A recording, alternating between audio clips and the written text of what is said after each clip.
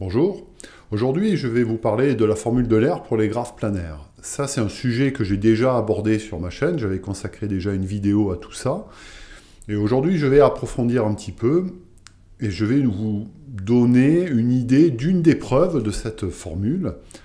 Et en résumé à une image de cette preuve, c'est ça. Donc l'avantage de cette preuve, c'est qu'elle ne fait appel qu'à des notions de graphes et très peu de géométrie, et notamment à la notion d'arbre. Donc c'est une preuve assez élémentaire qui est assez élégante pour une très belle formule. Alors tout d'abord, je vais rappeler ce qu'est la formule de l'air et quels sont tous les composants de cette jolie formule. Voilà, repartons de zéro. Donc on se donne un ensemble de sommets qui sont des points ponctuels du plan, qui sont ici grossis artificiellement pour que vous puissiez les voir à l'écran, et on appelle n le nombre de sommets. Voilà, donc voilà un exemple. Évidemment, pour avoir un graphe, on ajoute des arêtes, et on va noter m, le nombre d'arêtes du graphe. Et le tout doit former un graphe connexe, c'est-à-dire en une seule pièce, comme celui qui est à l'écran, et planaire, c'est-à-dire qui est dessiné sur le plan, de telle façon que les arêtes ne se coupent pas, à part aux extrémités, évidemment, à part au sommet. Voilà, c'est ça un graphe planaire. Donc c'est un graphe qui peut être dessiné sur le plan sans que les arêtes ne se coupent. Et connexe, c'est d'une seule pièce. Maintenant, on a besoin d'une autre notion qui est la notion de face. Alors, une face, c'est une zone du plan délimitée, si vous voulez, par les arêtes du graphe. Donc, je ne vais pas en dire plus, je vais vous donner les faces du graphe qui est à l'écran. Donc, voilà une face, que je dessine ici en une sorte de orange. Voici une autre face qui est délimitée par ce cycle un petit peu plus grand. Voilà encore une face, ici, que je dessine en vert. Il y a en bas une face qui est celle-ci, qui va contourner la petite structure arborescente, hein, qui ne va pas inclure les sommets et les arêtes. Bon là, la précision du dessin fait que vous avez l'impression que tout est couvert. Et puis, donc ça, ce sont 4 faces internes. Et puis, il y a la face infinie externe, délimitée par les arêtes du bord. Donc on peut représenter comme ça. Voilà, c'est tout le reste du plan, je dirais.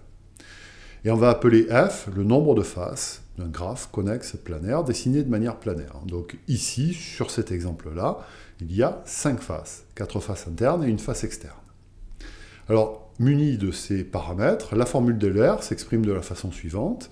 Le nombre de sommets moins le nombre d'arêtes plus le nombre de faces est égal à 2 pour tout graphe connexe planaire. Voilà. Donc, je vous renvoie à mon autre vidéo pour faire la vérification de cette formule sur quelques exemples. Maintenant, on va essayer de donner une preuve, je vais dire un peu combinatoire, une preuve de graphe de cette jolie formule. Alors, effaçons tout ça, donc voilà le contexte, voilà les données, voilà la formule, et c'est ce qu'on veut obtenir. Alors, première étape, on va construire un arbre couvrant G. Et cet arbre, on va l'appeler T. Alors, il y a plusieurs façons de construire un graphe couvrant un graphe connexe. Je vous rappelle que G est connexe, donc il contient au moins un arbre couvrant. On peut utiliser par exemple un algorithme, le parcours en profondeur ou le parcours en largeur. Ici, je vais utiliser pas d'algorithme, je vais construire comme ça, un peu à main levée, je dirais un arbre couvrant. Donc je vais le dessiner à gauche sur l'exemple qui est à l'écran. Je vais prendre par exemple cette arête, puis je vais rajouter celle-là, je vais rajouter celle-là, je vais rajouter celle-là. Vous voyez, au fur et à mesure, les arêtes se dessinent en vert. Je vais rajouter cette arête. Voilà, je vais prendre de manière un petit peu quelconque.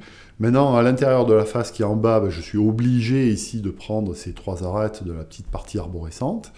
Puis je continue ma construction comme ça, par exemple. Puis des arêtes à droite et celle-là. Voilà. Là, maintenant, j'ai bien un arbre qui couvre G, c'est-à-dire c'est une structure d'arbre qui contient tous les sommets du graphe G. Alors, pour mieux distinguer l'arbre, je vais mettre en pointillé les arêtes non vertes. Voilà, comme ça. Bien, maintenant, je vais appeler M de T le nombre d'arêtes de T, donc le nombre d'arêtes vertes. Alors, étant donné que T est un arbre et qu'il contient les N sommets du graphe, eh bien, on sait qu'un arbre qui contient n sommets a exactement n moins 1 arête. Ça, c'est un théorème fondamental sur les arbres, c'est-à-dire ici, m de t est égal à n moins 1. Voilà, donc ça c'est un premier objet, je dirais, annexe pour aller vers la preuve de la formule de l'air, qui n'est pas encore terminée. Hein. Maintenant, on va construire un autre graphe dont voici les sommets. Pour chaque face, on va associer un sommet. Alors que je distingue des sommets bleus initiaux en les mettant comme des carrés orange. Donc là, il y a une face, clac, je colle un sommet. Ici, il y a une face, je mets un sommet qui représente cette face. Ici aussi, et je vous rappelle qu'il y a une face infinie extérieure, et je vais coller un sommet, par exemple ici. Alors, peu importe la position des sommets, hein, dans la face, ce qui est important, c'est d'associer un sommet par face. Maintenant, je vais rajouter des arêtes, que je vais mettre en orange pour les distinguer de toutes les autres, avec la contrainte suivante. Lorsqu'une arête de G est en pointillé, c'est-à-dire ne fait pas partie de T, elle sépare deux faces. Eh bien, ces deux faces, ces deux sommets de face, je vais les relier par une arête. Regardez en haut à gauche de l'exemple. Ici, je vais ajouter cette arête-là, puisque les deux faces sont séparées par l'arête qui est en pointillé, qui ne fait pas donc partie de T. Alors, il y a d'autres arêtes oranges à rajouter. Une arête ici aussi, puisque l'arête en pointillé fait l'interface entre ces deux faces internes.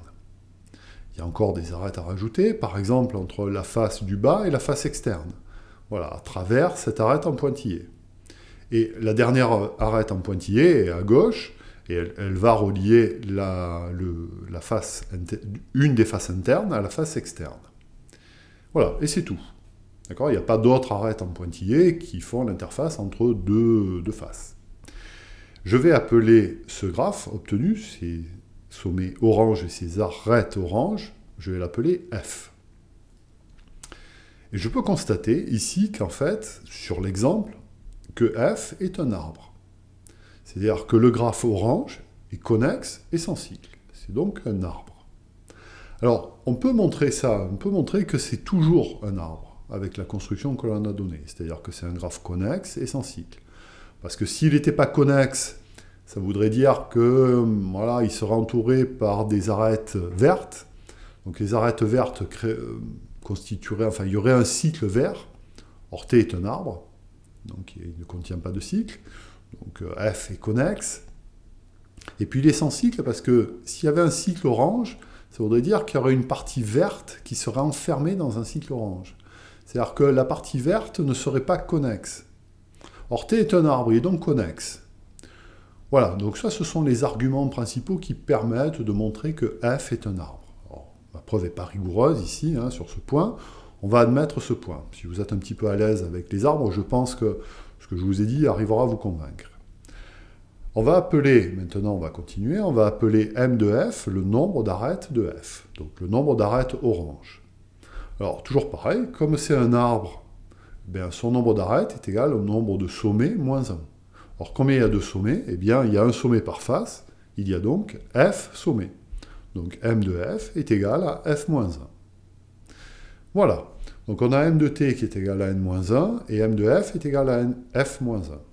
Alors, effaçons un petit peu l'écran, et voilà, donc les résultats intermédiaires que l'on a obtenus. Maintenant, intéressons-nous à M, qui est le nombre d'arêtes du graphe G, du graphe initial. Alors où est-ce qu'on les retrouve, les arêtes de G? On les retrouve soit peintes en verte, soit en pointillé, c'est-à-dire non vert, à l'extérieur de T. Alors soit elles sont vertes, elles sont dans T, soit elles sont en pointillé, dans ce cas-là, elles font l'interface entre deux faces voisines. Et dans ce cas-là, elles sont donc traversées par construction de F, par une arête de F, une arête orange, ici. Donc, une arête du graphe initial G, elle est soit verte, soit traversée par une arête orange. Et il n'y a pas d'autre cas. Voilà, tous les cas sont là. Donc, du coup, M, le nombre d'arêtes en tout, c'est soit une arête verte, soit une arête traversée par une orange. Donc, on a cette égalité. M égale M de F plus M de T. Il n'y a pas d'autre possibilité. Maintenant, on va remplacer dans cette égalité M de F par F-1 et M de T par N-1, ce qui va nous donner N plus F-2, qui est égal à M. Oublions les détails intermédiaires, et donc on obtient ça. M égale N plus F-2. En réarrangeant les termes à l'intérieur de l'égalité, on obtient directement la formule de l'air. Voilà, donc c'est une preuve que j'aime bien de la formule d'Euler pour les graphes connexes planaires. Et cette preuve, si vous voulez approfondir un petit peu, vous pouvez la trouver entre autres dans ce bouquin, qui est un excellent bouquin, qui contient plein de preuves très belles. Pas que des preuves de graphes, mais notamment des preuves de graphes. Alors ça c'est la 4e édition, on peut le trouver en français aussi. Voilà, donc j'espère que ça pourra vous être utile, cette petite vidéo, ce petit rappel sur les graphes planaires, et puis l'approfondissement de cette belle formule avec une très jolie preuve. Voilà, à bientôt, au revoir.